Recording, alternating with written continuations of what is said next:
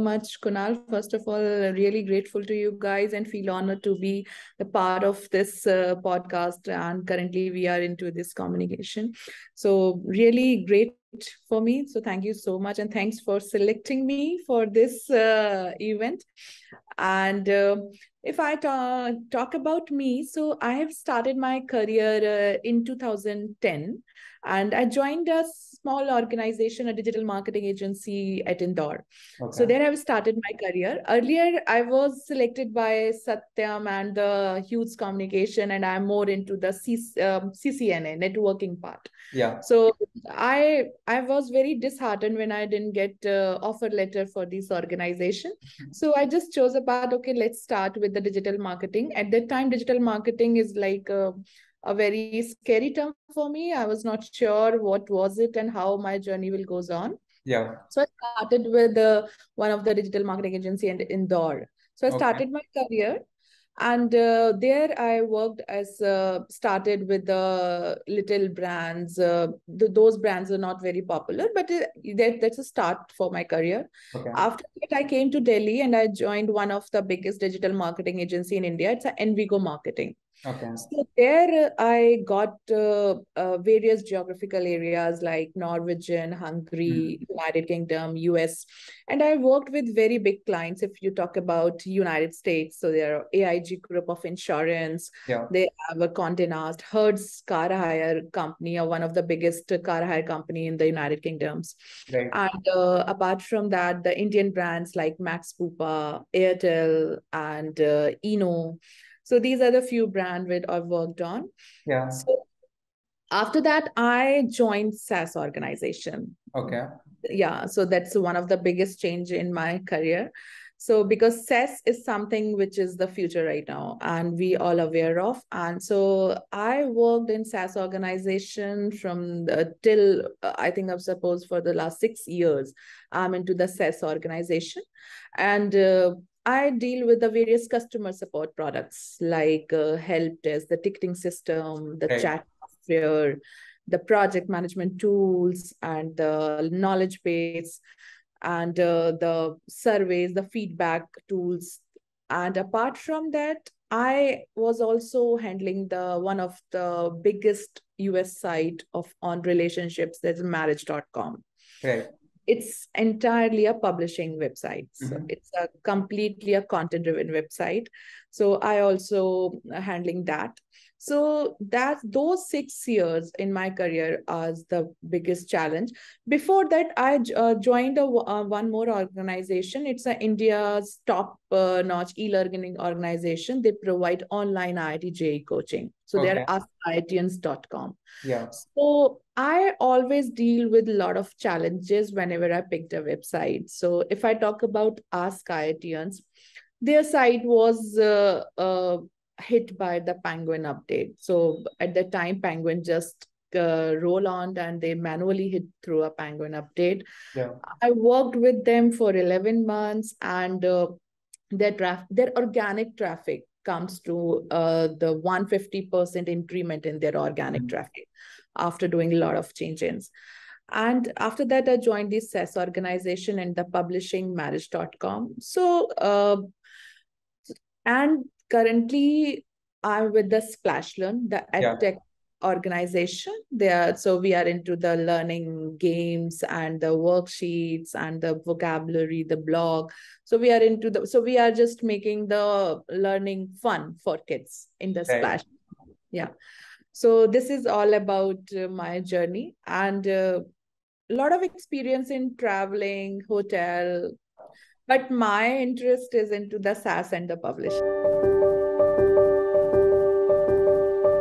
Yeah. So obviously, it's US and India, both markets have very different audience base, Right. and they have a everything is very different. You can't say those who are working on the Indian market can easily understand USA. They Yeah. can, but there are because this SEO is all about common sense, Yeah. right? So you have to, it's not like you are just having a course and certification and you can start SEO. No, no, no, not like that. So since from the last 7-8 months, I'm stuck to the US audience only. Okay. So yes, and if I judge on, like, so let's talk about the emotional aspects of the US audience. So those audience are very sensitive kind of people, and if we are selling any product to them, so we have to think a lot on, obviously, on our product side, on our support side, that our support to them. And it should be not like we are responding to their emails in 48 hours or Yeah. more than 3 to 4 hours. No, not like that. So of course, if we the US audience and the US market is entirely different. You have a lot of things to do. You have to consider the research part, something which can be easily rankable on the Indian Google, so which is Right. not possible for the US audience. So Okay. there are a lot of things you have to check. The, let's say, if I talk about SEO, so whenever you are just started working on any website, so my recommendation is to, first of all, that market research. What are people are looking for on internet? What type of terms? What are the intent of those terms? And how is what is the search pattern, which is very important. In the last 6-7 years, I see a very drastic change in the search pattern. Okay. So I just give you an example of one of my SaaS. We used to rank for our one of the most important keyword, that's this knowledge based software. Yeah. And our product pages were coming on those. But after a few years, those product pages are completely gone, and the listicle articles are coming on search. So if somebody is searching what are the best knowledge based software tools, so you can see the listicle article which comes on SERP. You are not very complete, the product pages are not coming on the SERP results. So understanding the SERP pattern is very important.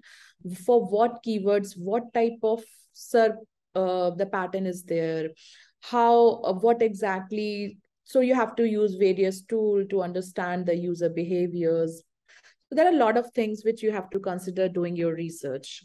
It's Got it. not only just keyword and just updating the title and the meta description. It's all about the sketch from the start, from the market to the keywords, to the audience, to the product. And of course, since I am from the both the backgrounds, from the Yeah. digital agency and the product, so if you're taking care of any product, then it's very compulsory and it's mandatory to understand that product. Right. Because it's not only the selling the product, it's how useful is your product to your audience, and how you can make your product more useful to them. You can enhance more features, and also it's very important to understand your product.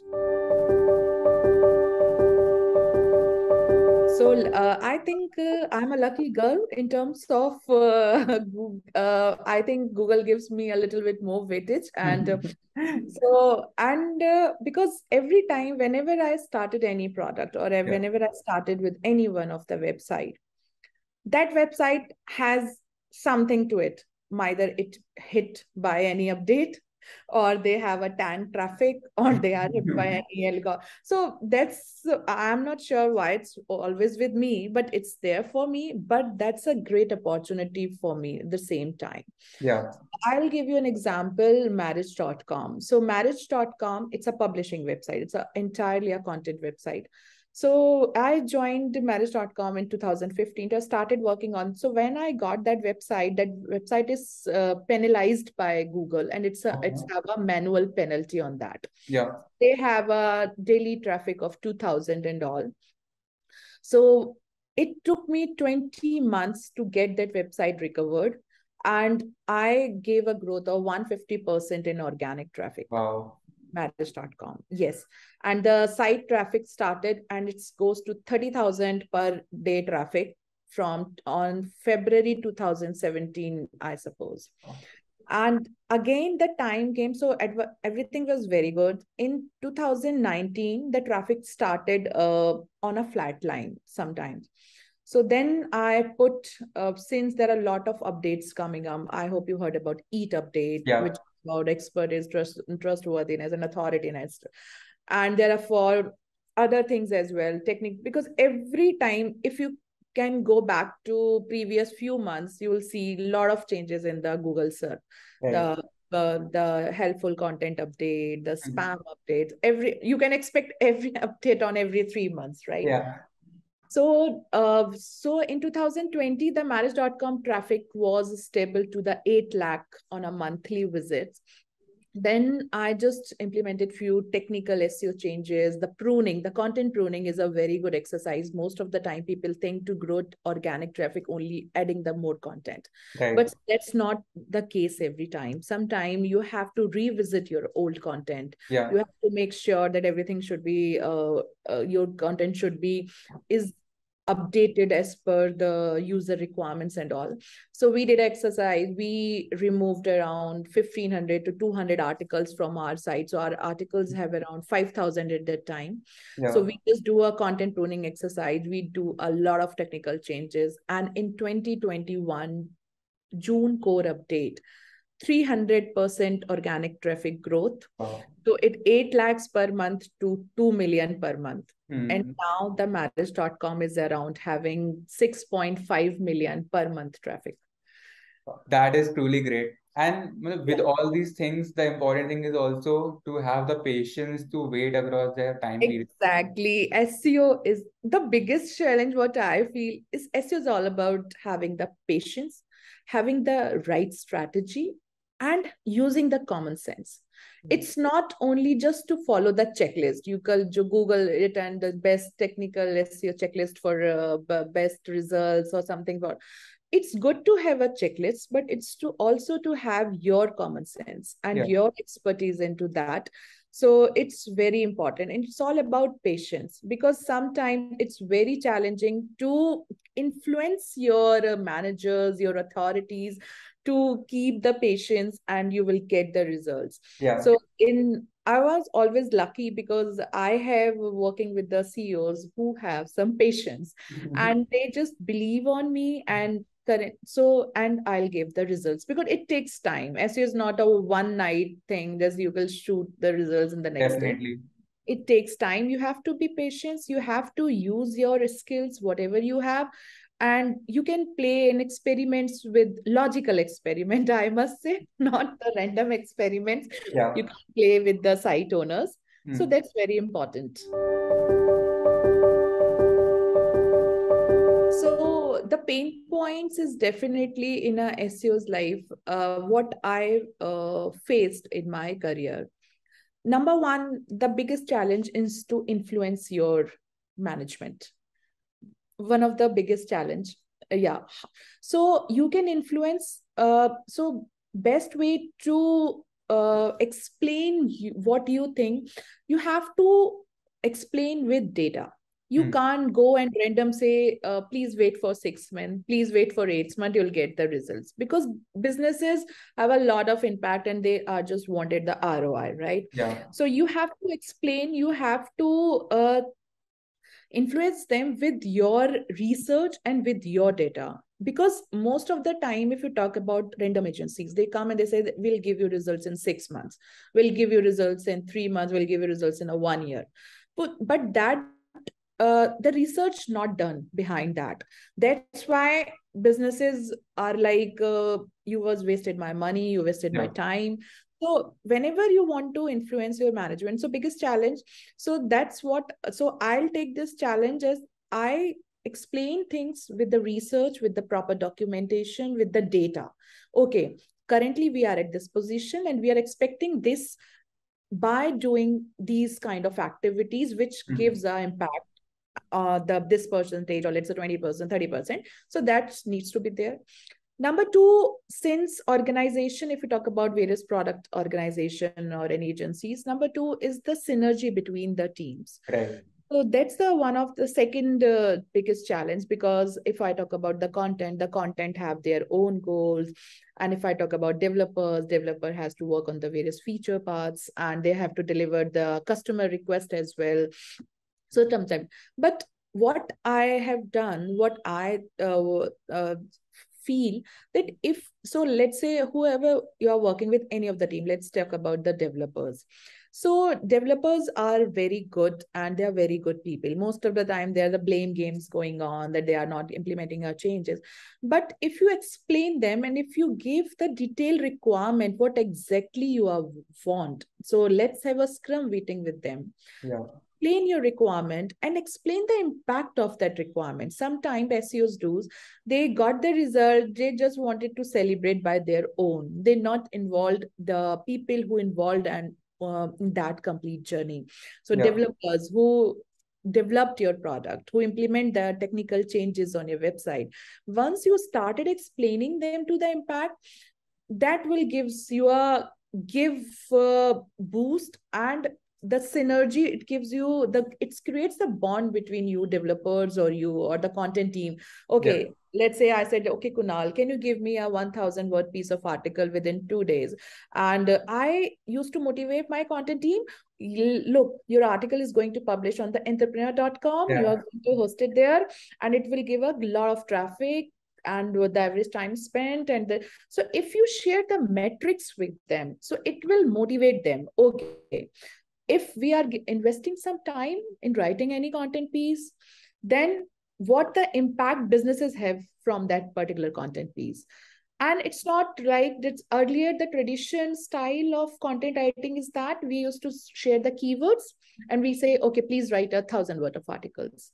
That's not the way. Now the SERP is entirely changes. You have to work on your the 10x content. You Right. give research. You have to be make sure what other are producing. You have to completely guide your writers in them so that they can produce a very good article. It's like a friendship between the content and this SEO, or if you can say developers and SEO. So this is the one of the biggest challenge I faced, and I tackle it very smartly with my own experience with changing the way we used to work together. Right. And yes, and the third part is the technical SEO. So this is very important. So I work with a lot of people who implement a lot of changes without knowing what's the impact of them, right? Right. So you can't play with the businesses, right? You have to be very much sure whatever you are doing, that and the tools. If we talk about agencies, sometimes most of the agencies are not using the paid tools, right? They are just using a free tools and they are just doing their research with the help of their paid tools. So, which is not at all acceptable now. You Yeah. have to be, sorry, I lost you somewhere. No, no, Might be an, yeah. You were talking okay. about paid yeah. Yeah, so the challenge is not giving the proper resources to your team, right? Because it's very important. You have to provide a good resources, good tools to your, like there are a lot of content marketing tools, there are a lot of technical tools. If you can't provide them, then they can't do the better research and can help you in generating the leads and the traffic. Right. So these are the biggest challenges. And as you told me, the AI. So it's right now the hype in the internet. You heard about Chat GPT, That, right? yeah. Yes. So AI, so currently as an SEO, I would recommend using the AI for assistance, Hmm. not for transferring your work to them, right? Right. They are good assistant tools. You can help, you can scale your content production with having the assistant. What type of let's say if you want to write you have a site of having 1 million of pages and you have to write a matter description, you Yeah. can't do it manually, right? You Right. have to take a help of these tools, and which is also recommended and approved by Google in the description parts and all. But Google algorithm is very easy, and they can definitely the AI generated tools, because they are the tools which can just shuffle the content, use the various synonyms, and they are aware of what the input you are giving to them, right? they are not the experts. Suppose if you have to write a content, and if I talk about EAT and the YM, right, these are the algorithm updates, and EAT is very important right now. So because you can't play with the person's life, if you are guiding somebody how to deal with depression, right, you Yeah. can't write an article with the help of these AI tools.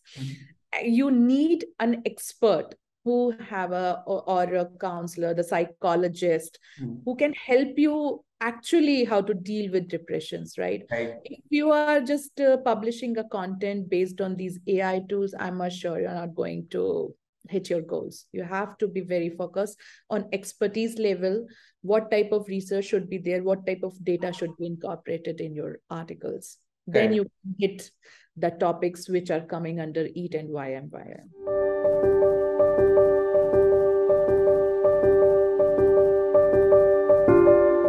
Okay, so for me, since I have a very big content marketing team at SplashLearn, so as I read the tools you're talking about, so for me, if I want to say, there are a lot of tools in the market, right? But for every marketer, they have their own comfort zone of using different tools, right? For some people it's for Ahrefs, for some for SEMrush, for another for some. But for me, if I talk about, the number one tool is your free tool, which is a search console. So whenever we write any content or improve any content, I recommend to log into Search Console and go to that area of performance, where you can see what type of queries are giving you clicks, what are the queries which you haven't touched them, which you can work on them and incorporate in an article and generate the clicks. Yeah. Second tool for me is the analytics tool, Google Analytics, which is a very good tool, and it's give you a impression how, what is the time spent on a page, what is the bounce of your page. So for me, Google Analytics is also a one important for measuring the impact of your content. Right.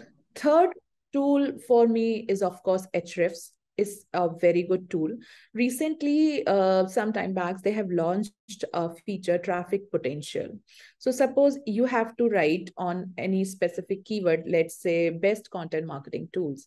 So you can just log into the Ahrefs and you can just check the what traffic potential that particular keyword have, Yeah. which gives you and which helps you a lot of time in reviewing a huge list of keywords, and you are not sure is the keyword is having a potential or not. So now the Ahrefs is a good tool. You can just sort it your based on the traffic potential that you have to focus on. And apart from that, Ahrefs, Grammarly, it's an amazing tool. If I talk about content writing, it's an error-free content writing for the Grammarly. And I love the feature of Chrome extension of Grammarly.